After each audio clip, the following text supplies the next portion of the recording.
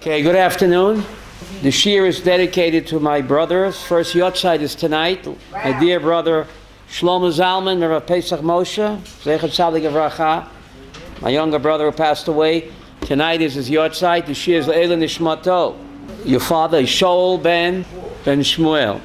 And it's also Le'ela Nishmas Yaakov HaKohen ben Gedalia Cohen, Avram Yosef ben Yaakov HaKohen, Pesha Bela bas Isidor, Tzidov ben Chaim Pesach, Yitzchak ben Sarah, Devar bas Yitzchak, Avram ben Mordechai David, Reuven ben Shmuel, Shana bas Lachanan, Chana Golda bas Yisrael, Yeshua ben Shmuel, Chaim ben Fege, Yaakov ben Yitzchak, Mordechai Netzach ben Rivka, Rochel bas Yosef, Eliezer ben Yaakov, Chaim ben Gedalia, Zalman ben Moshe, Chaim Eliyahu ben Yosef Moshe, Amichai ben Yaakov, Gedalia ben Tzur Reuven, Lezer Wolf ben Tzvi Leila Nishmato.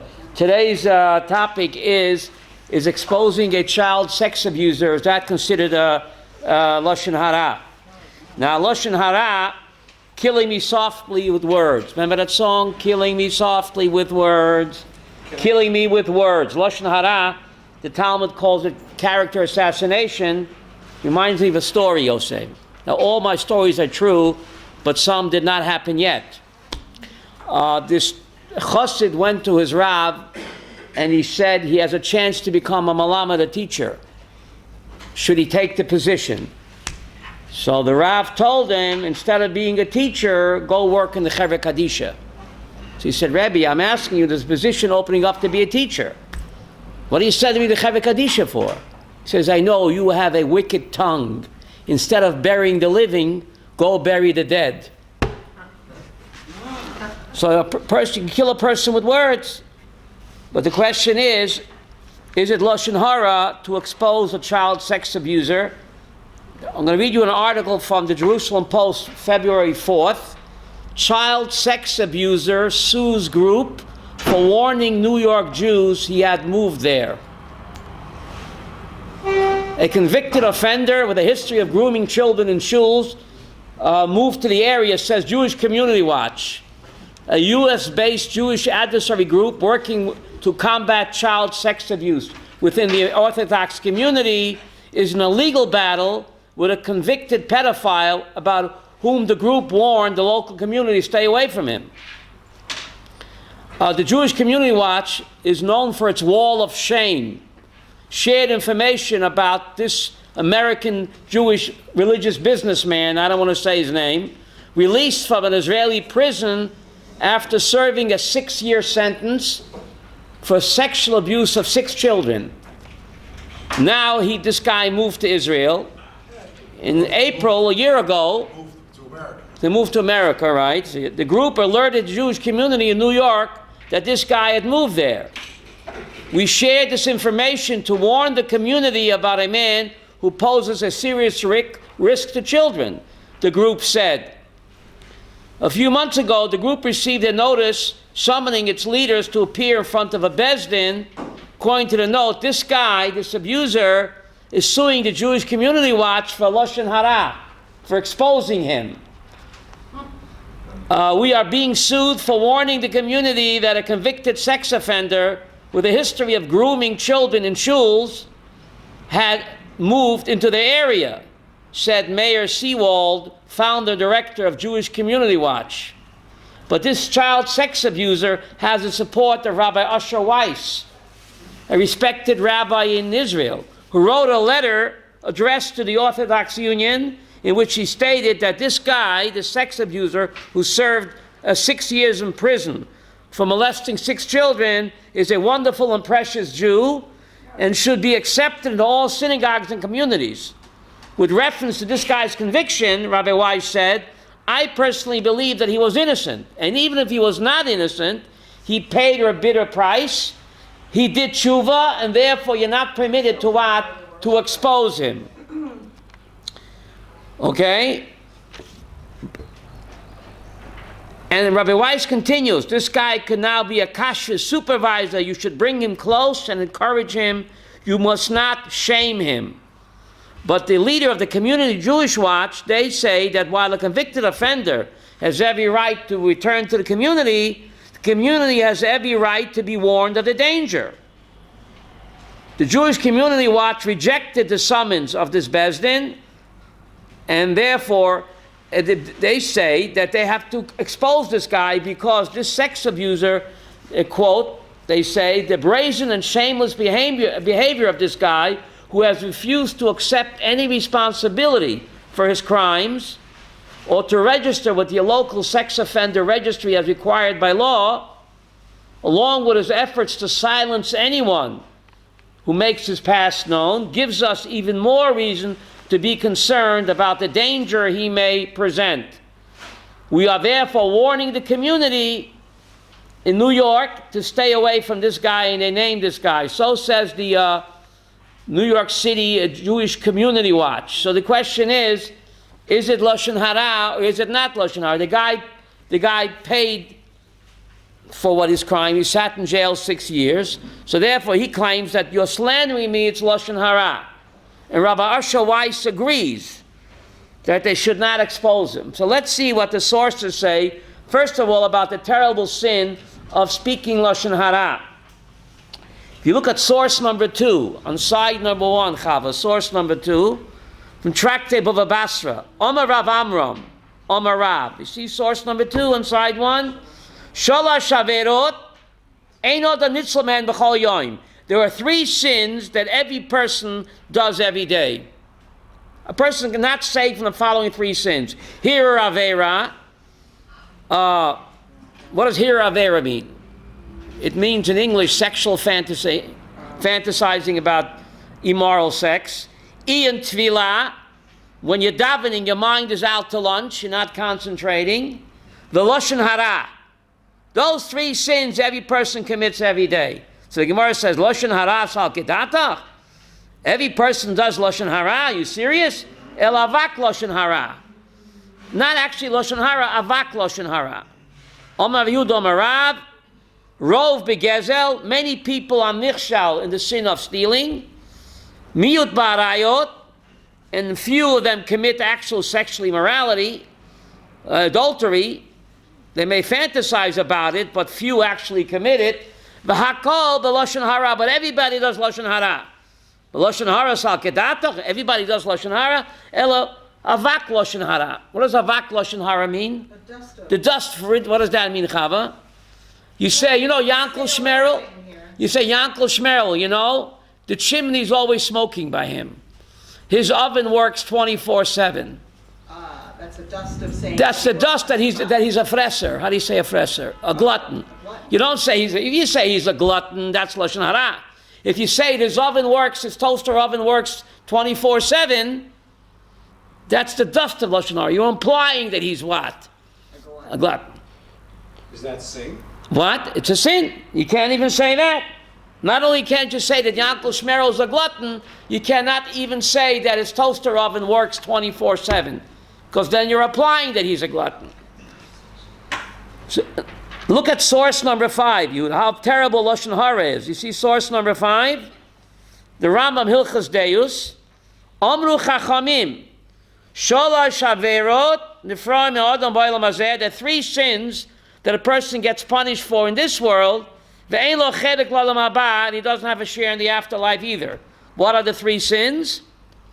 Source number 5, avodas kachavim, worshipping idols, gili arayot, sexual immorality like adultery, v'shvichas damim, in spilling blood, v'lashon hara keneged kulam. And lashon hara is equal to all of them. Wow. A character assassination. Because when you speak lashon hara, says my mom, you're killing 3 people. You're killing who you're killing, the guy being spoken about, and the listener, and the speaker. Okay? So the Rambam says so, source number 5. You see that? In the end of source number 5, Yehuda Oid Amr Chachamim, Shlosha Lashon Hara Hareget. Lashon Hara kills 3 people. Amroi, the guy what? Speaking it, Makabloi, and the guy who accepts the Lashon Hara, and the guy being spoken about. And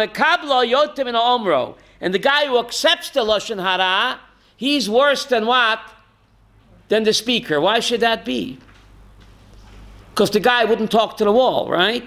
He's only speaking because you are listening. So by listening to Lashon Hara, you are encouraging him to what? To speak Lashon Hara, and therefore, the guy who accepts Lashon Hara is worse than the speaker, because by listening, you are encouraging him to speak more and more. So it's a terrible sin to speak Lashon Hara. But of course, this rule has an exception, of course. Look at source number 6. See source number 6? Yehuda B'Shalmi muta loma Lashon Hara al bala mechlokes. Someone that's a bala mechlokes, someone that threatens someone else, you're permitted to speak Lashon Hara about him. My Tama, how do we know? Remember Nasan Hanavi? When King David was old and frail, his son Adoniyahu tried to steal the throne. So remember, Nasan Hanavi tells Bathsheba to go into King David and tell him what's going on. And then he says, Vayni ova yachrayich, I'll come after you, u'meleshi as derech, and I will what? Confirm your words that your son Adoniyahu is plotting to what? To take over the throne. Isn't that Lashon Hara? Isn't that Lashon Hara? That's not Lashon Hara. That's when someone is threatening you, then you are not only permitted, you're obligated to speak Lashon Hara. Yirmiyahu warned Gedaliah not to attend the Sudas Rosh Hashanah at the home of Yishmael, because he hates you and he's plotting against you, wants to kill you. So Gedaliah refused to hear. He says, I don't want to hear any Lashon Hara. He went and he got murdered.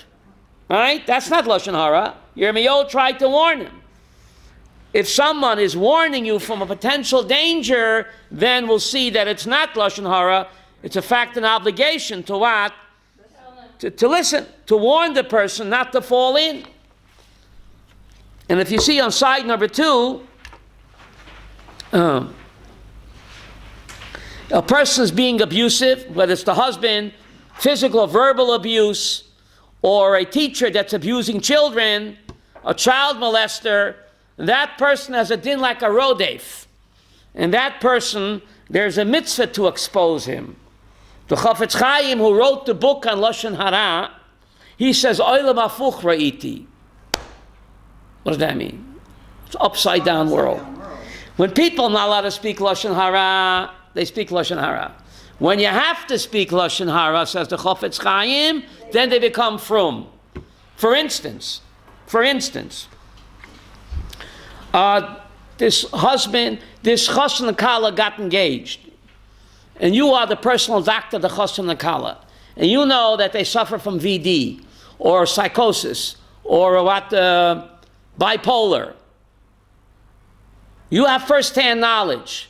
Are you obligated to tell the other party that, look, who you're marrying, the person has psychosis or has VD or bipolar? I don't want to speak Lashon Hara. Then the Chafetz Chaim says you have to. If you have first-hand knowledge and you're the person's doctor, and you know that this guy has a certain disease, then you're obligated to tell his future kala chassan, you should know that this person has a disease. That's not Lashon Hara, because that has a toyelet. Otherwise, you are allowing a poor person to what? To fall into a pach. And this question is actually addressed by Rav Ovadia Yosef in side number 2, source 7. Side number 2, source 7. This is Yechave Das Chelik Dalid. She'elah. Rav Ovadia Yosef was asked on source number 7, Hamishtada lahasik b'shoya nehiga. Someone applied for a driver's license. And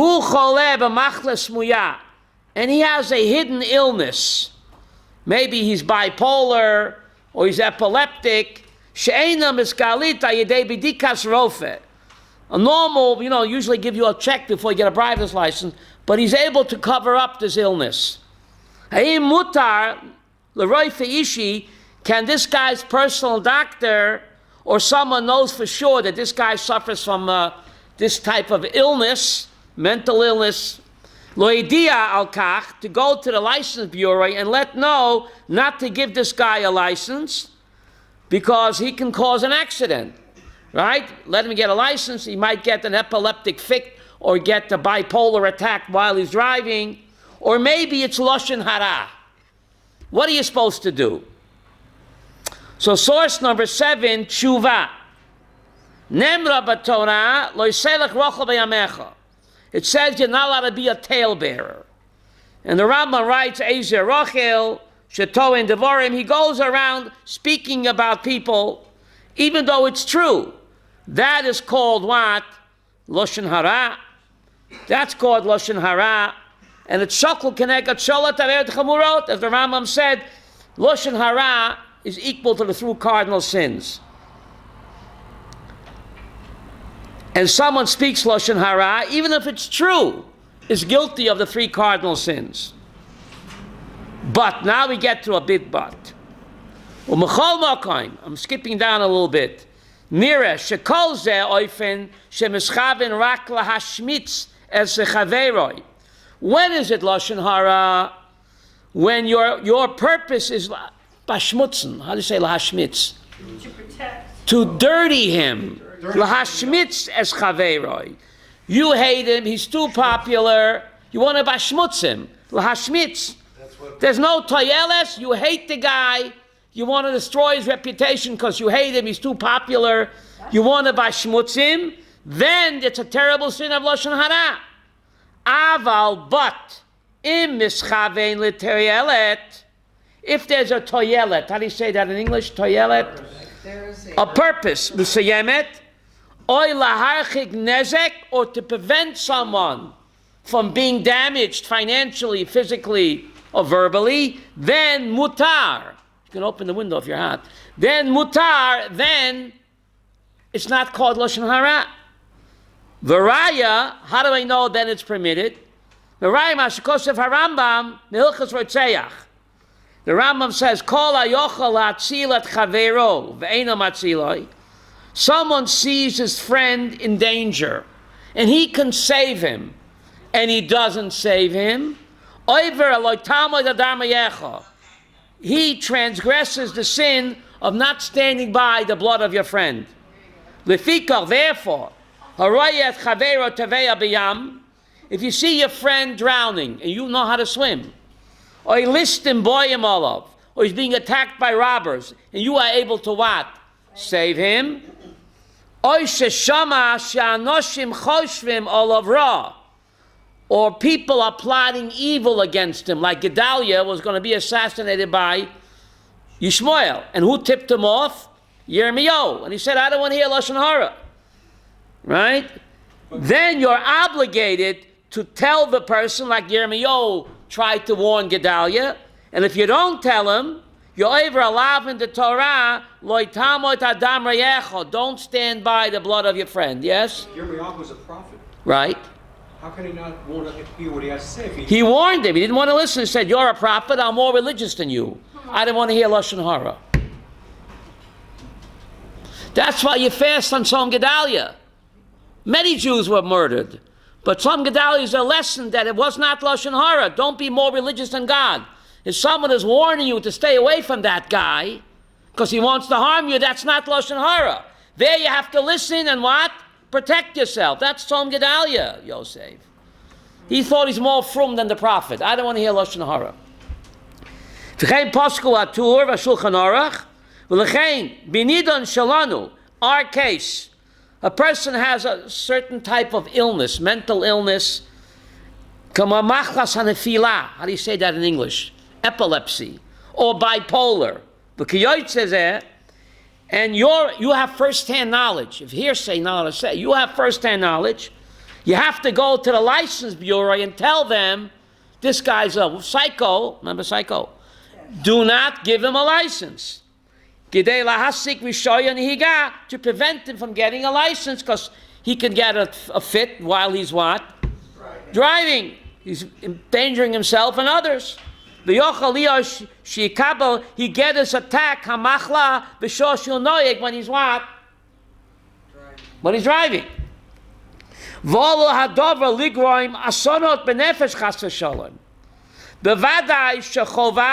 the next word, Avram? It's underlined in yellow. Side 2, it's underlined in yellow. Umitzvah. Say mitzvah? U'mitzvah loidi. Not only are you obligated to speak Lashon Hara, but it becomes a mitzvah to go to the authorities and say, this guy's a wacko, make sure he doesn't get his hands on a wheel. You hear this? Mitzvah loidiyai. Kidei shelo yigrom. Shelo yigrom nezek o sakana letzibor. That he should not cause what? I'm going to say nezek in English. Damage. He's threatening the tzibor. Now, what about a rofeh? Now, I remember that they take a Hippocratic oath or Hippocratic oath? Hippocratic? Not a hypocritical. Af harofeh shemuzar al chok asodiot harefois. What about a doctor who is warned, Avram? I think it's called the patient-client. I don't think it's confidential. What's it called? The doctor-patient confidentiality. So maybe he's not allowed to doctor what? Ba'ofen shgezeh mitzvah olav lahaydiyai. Then it becomes a, forget about the hypocritical oath or the Hippocratic oath. Then it's a mitzvah for the doctor to let the authorities know that this guy is a sicko. V'ein b'zeh chashash isha klau. And he doesn't have to worry at all that the doctor, that he's not breaking any prohibitions. He's obligated, for the sake of protecting the public, to let the authorities know and forget about the patient-doctor relationship, because this guy could be a threat to others. But he says over here, Rabbi Yosef, the Torah says, don't be a talebearer, but don't stand by the blood of your friend. Why is it in the same verse? Don't be a talebearer, and by the way, don't stand by the blood of your friend. Why is that in the same verse? So he says, even